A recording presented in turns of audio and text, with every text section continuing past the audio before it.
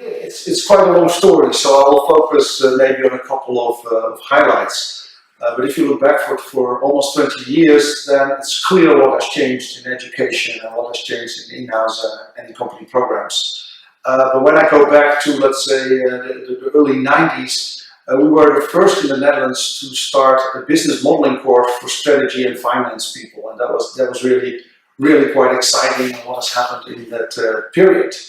What I do remember, for us that was sort of a key point, is that two clients asked us to develop an in-house and in-company program in 1995, and that basically helped us develop programs where you look at behavior as well as business, as well as content, as well as coaching and counseling. So those were the pioneering days on in-house and in-company.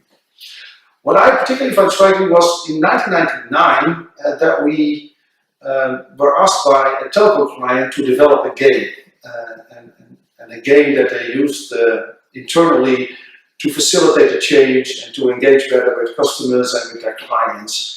So ever since we have been developing what's nowadays called serious games or serious gaming, just to have that going. So that was, I think, the early days with what we did there.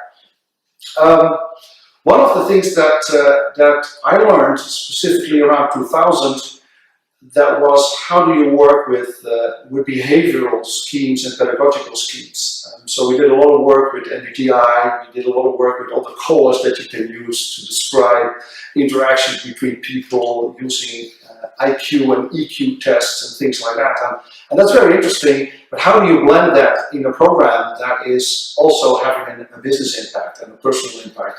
That was for me a major point around 2000.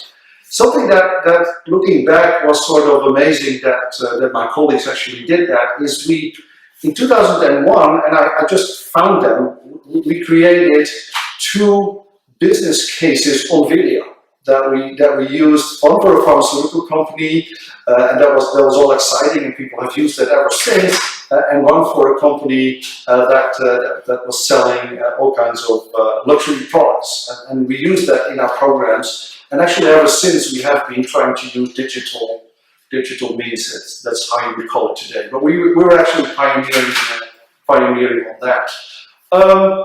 So basically, that is what we've done at that point. Another key point, looking back, is K-12. So this is the first official Harvard-style case that I've ever written. This is about Ahold, and people in the Netherlands are always talking about how corporate governance became a real profession in the Netherlands when we had the famous Ahold crisis. And ever since, we have been involved in developing programs. Originally, I was responsible for developing programs at Nijrode, on NCD Nijrode, Commissarissencyclus. We pioneered, that was quite exciting, the new board program. Because actually, until that day, there were no programs for supervisory board members in any meaningful way. So that's actually what we've done there in that point.